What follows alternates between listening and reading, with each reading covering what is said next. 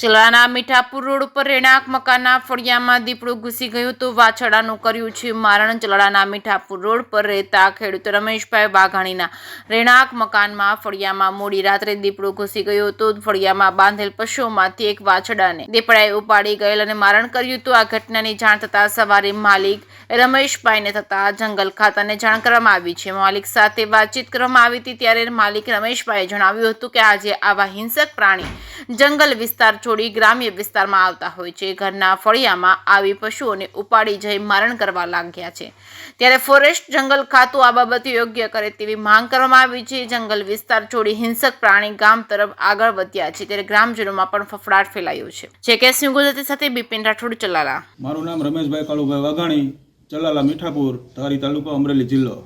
આજે 14/9/2025 ને રવિવાર રાતના હિંસક પ્રાણીમાં એમ માનો ને તો દીપડા નામનું પ્રાણી આવેલું હોય. હા, અને મારા વાછરડાનું મારણ કરેલું અને વાછરડો મારીને ઢસડીને પોતે એ વાછરડો ખાઈ ગયેલું હતે. એટલે અત્યારે અહીંયા ભયનો માહોલ છે કે નાના બાળકો હોય, વૃદ્ધ માતાઓ હોય, એને પણ આ હિંસક પ્રાણીઓ એનું મારણ કર્યું ક્યાંથી?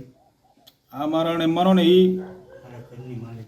મારા ઘરની માલિકીમાં અને પાછળની જે મારી દિવાલ છે ત્યાંથી કૂદીને આવેલો. હા, અને જંગલ ખાતાવાળાને જાણ કરેલી છે આપણે? જંગલ ખાતાવાળાને આપણે જાણ કરેલી છે. એ એવું કહે છે અમે 2-2:30 વાગ્યાના 3ના સમયમાં અમે આવશું. અને અપેક્ષા જંગલ ખાતાવાળા પાસે આપણે એવી રાખી છે કે આ જે હિંસક પ્રાણીઓ છે જે શહેરી વિસ્તારમાં ન આવે એવી આપણી ગણતરી છે કે ભાઈ શહેરી વિસ્તારમાં ન આવે. ઓકે.